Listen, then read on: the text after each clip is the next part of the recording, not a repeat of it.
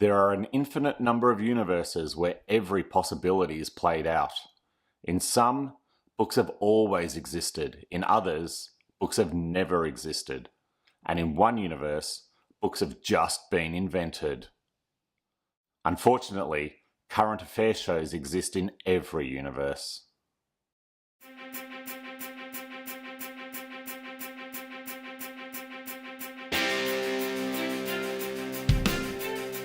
Hello, I'm Mike Martin.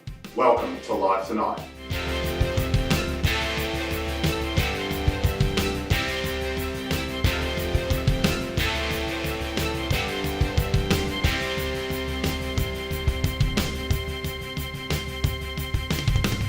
Good evening. In tonight's main story, books, a harmless diversion or scourge on our society.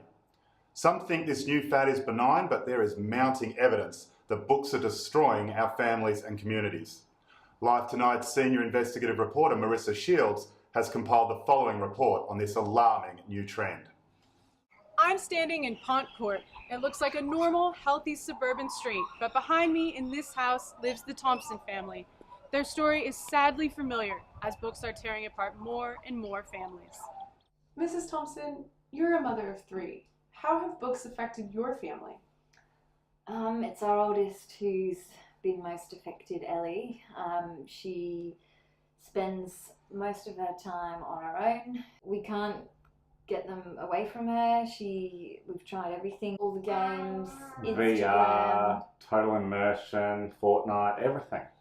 Have you tried to ban the books from the house or confiscate them? Yeah, we have tried that, but that's no use.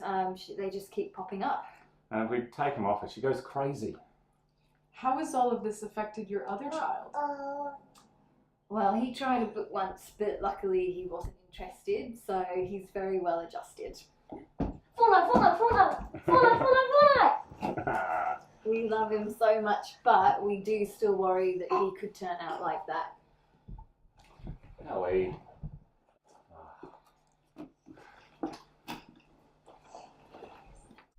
While the Thompson family struggle, I asked Australia's leading addiction psychologist exactly what a book is. A book is best described as a fully contained linear story. It has no interaction, no choices. You're a passive observer. Books come in many different forms, from drama, romance, fantasy, action, mystery, and fiction. People have been seen using books out in public. Although many use alone, users have been seen doing it in pairs and sometimes even sharing. And the big question being asked, what is the attraction? It's mind-numbing. They don't have to think. It's similar to being addicted to heroin. I mean, you start with a sampler, a prologue, and then you're hooked. Some leading personalities are openly promoting the use of books. The Stiffies, Melbourne's leading art rock band, are one such group.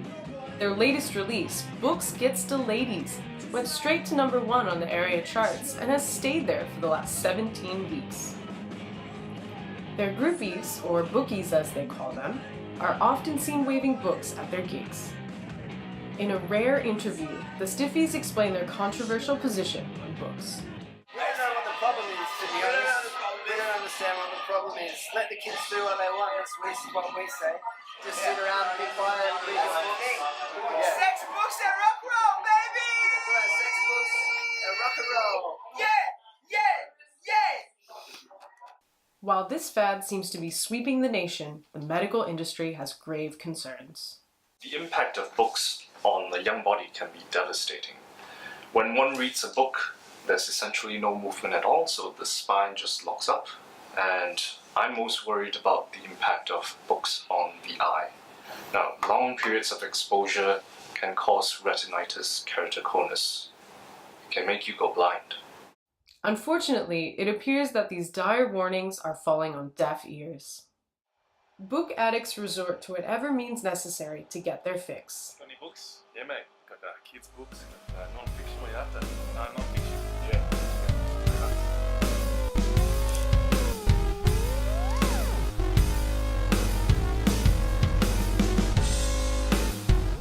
Is this the face of evil?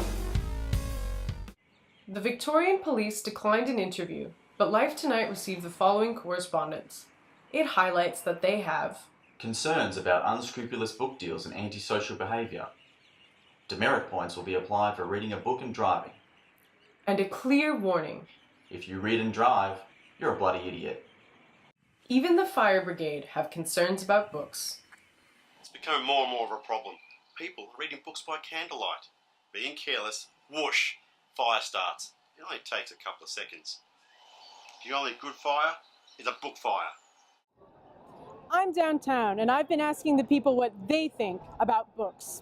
I don't want these so-called books telling my kids what to think. I'm not a book reader. Others might be. Not that there's anything wrong with that. What's a book? I tried it at a party once. Wasn't for me. I don't really think about books very much. Anyone who reads books are communists. No thanks. I've never played one, actually.